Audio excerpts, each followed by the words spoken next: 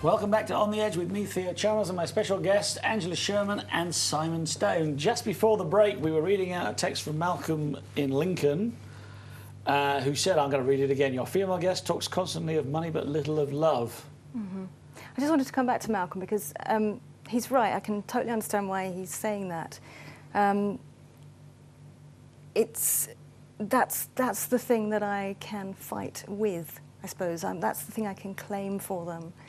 The money. The money, which is, you know, if everything was free and it was a question of fighting for a particular type of care as opposed to a substandard type of care, I would fight for that type of care. So it's I can see why it seems about money, but it's fighting for what's right and for what's, you know, what they're entitled to. That's really what I'm fighting for. Okay. We're done with that, have we now? Okay. Well, I'm delighted to say John from Tingrith. I'm not sure where Tingrith is.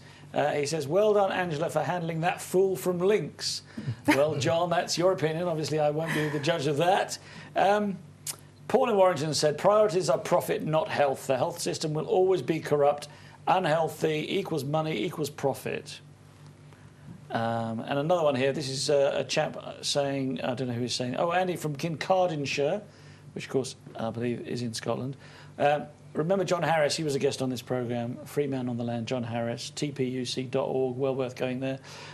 John Harris saying the NHS is a corporation, so they won't give funding freely. I suppose if a corporation has to make a profit, I suppose there is that. So, yes, this money, it is a lot of it about money. Now, another thing that came up in the break there that you said was, well, two things I wanted to ask you about. One was that they can take it away again. Explain that to me. If they've made a judgment, your parents are not going to spontaneously get well again, are they? No. When I received the final decision about my mother, saying that they would refund her care fees, at the very end of the letter was a statement to say that I should bear in mind that as she deteriorates further, they may withdraw the funding. And their kind of thinking there is that as she deteriorates further, she will have fewer needs because she'll be closer to death. And that sounds totally bizarre. But the way that food. they think, she won't need food or she will water. Be so immobile that no one will have to do anything. That's the kind of thinking. But when you read that, when you know, and especially after you've fought for so long, it's a horrible position to be in because you never quite know, you know, will she be funded in 2 months' time? But also, I would love to have somebody from the NHS come on this programme and justify that they can actually remove funding from somebody who is so needing nursing care, which is what the whole row was about, quite clearly so needing nursing, that it doesn't make any sense. I mean, come and justify it. You know, let's have a right to reply. They feel that the interventions, the nursing interventions, will be fewer. So that's why they say that. But if you have to do everything for somebody, I mean, presumably if they were in that state, they'd be incontinent and they wouldn't be able to feed themselves or turn over. They'd have bed sores and, you know, I'm not a doctor or anything. Yes, and I don't know how many people that happens to, but I know that... So they can do that? They can just pull out the rug from under you? So that, you know, that leaves you with, in this kind of limbo as to, well, the money that you've managed to save for them, do you somehow get rid of it? Or do you keep it for them, but then realise that at some point the NHS might take it away again? I don't know. Can't spend it on anything anyway, can you? I can't. I mean, you're not allowed to do that. No. If you're trusted with it for them, it has to be put you somewhere. can't buy yourself a sports safe. car or something, can you? No, it's not my money. No, exactly. But that might be. It's no, it's a horrible position to kind of be in. Well, the other thing I was going to ask you about is that also came up in the break was claiming retrospectively. Talk about that for a moment. Yes, if your parent or your relative has died, you can claim retrospectively if you believe that while they were alive, they shouldn't have been paying care fees themselves. So there is a process for that. But how can you have an assessment if they're no... Well, mind you, they never had the personality assessment anyway, did they? Let's be honest. No. So, but how can you have an assessment, really, if they're not It would there? all come down to the notes and the views of people that knew them at the time. So people watching who've been in that situation and didn't realise they had an option could retrospectively claim... Yes. There might be some deadlines or time limits, I'm not sure, but I know you can do that. Well, let's talk about legal advice here, because obviously we're not going to give any legal advice on this programme, but I just do want to do two things. One is give Simon Stone's website, which is kingsleydavid.com.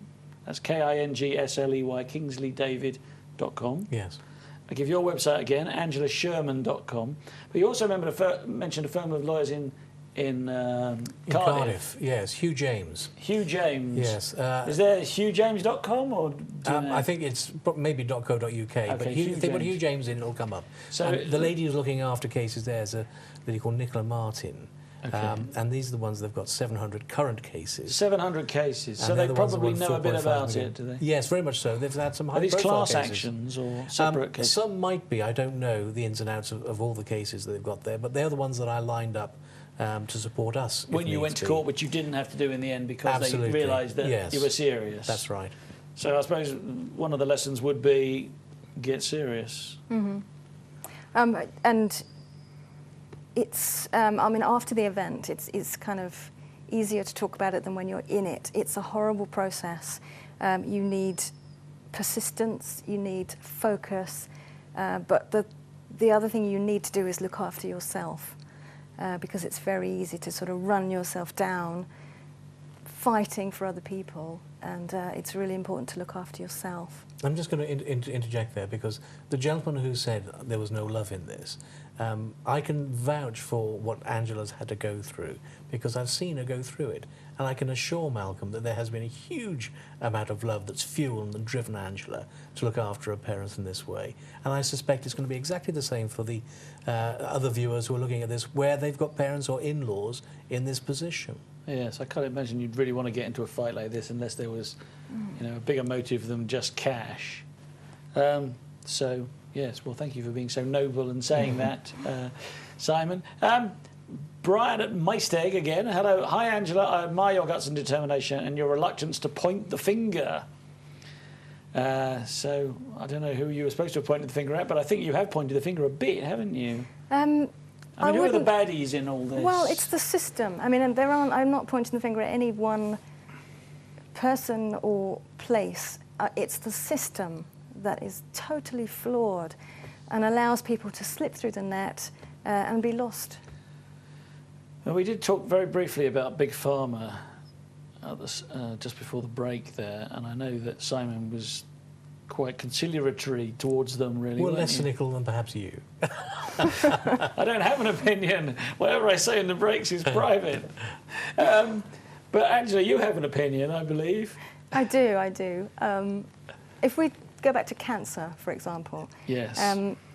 One of the reasons why I personally wouldn't want my father to go through chemo, radiation and all of that is because I believe there are far better ways to cure cancer. There are proven ways to cure cancer that are not harmful. But they're not doing those with your father either. They're not doing those with my father. Is that because they don't believe in them? Because they just go allopathic medicine is it, and everything else is mumbo-jumbo nonsense? That's the system. And when you're in a care home situation, as far as I can tell, if you wanted to introduce something new or something that wasn't conventional, you would have to go through the GP. And a GP, I believe, would be fairly reluctant to allow somebody with cancer to try something or have something that perhaps they weren't confident with. But let's be honest, they've not got much to lose, have they? No. And there are things such as B17, vitamin B17. Yes, I've heard about it. It's got another name as well, hasn't it? Yes, I'll think of it in a minute. It kills cancer cells. Is this to do with almonds? Yes, apricot kernels. Apricots. But it kills cancer cells and leaves healthy cells untouched. It's natural. But you're not cyanide. giving any legal advice. I'm not giving any medical advice here. Take your own advice.